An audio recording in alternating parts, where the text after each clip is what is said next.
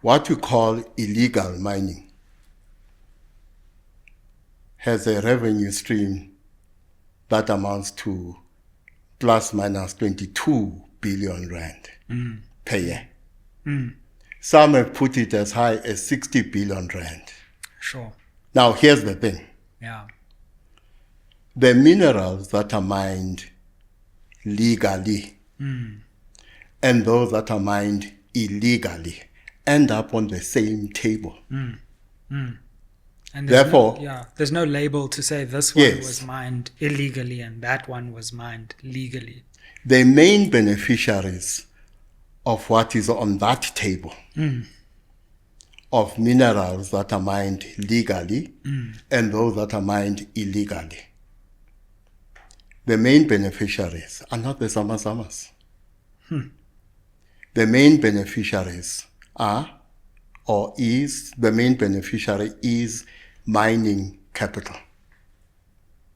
In other words, when it comes to what happens in Stelfontein and other abandoned mines, the so-called illegal mining, the kingpins are not Zamas.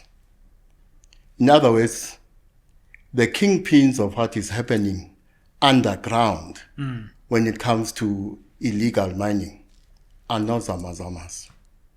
The kingpins are above ground. They are men in suits and ties, mining capital. So to the extent that what the Zamas are engaged in is a criminal enterprise.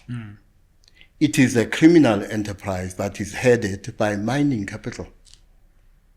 And it is mining capital that benefits the most.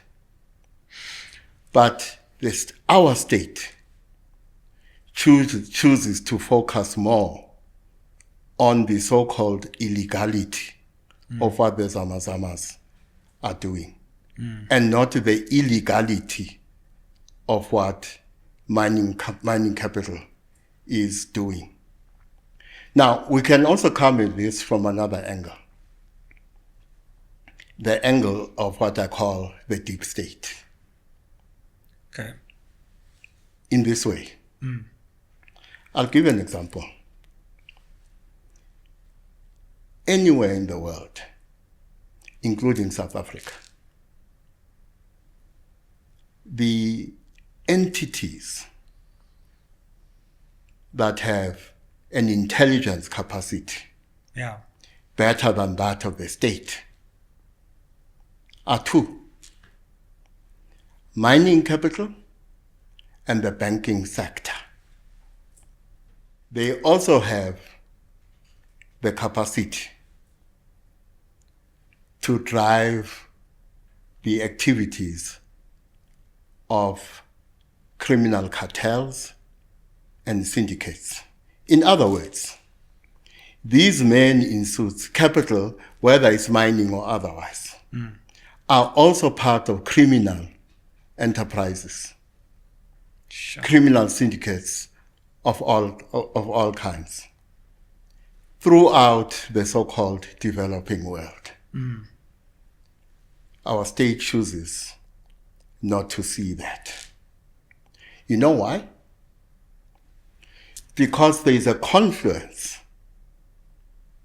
between the criminal interests of capital and the criminal interests of the political class. And so that is why the political class feigns blindness when it comes to the sins of capital in general and the sins of mining capital in particular.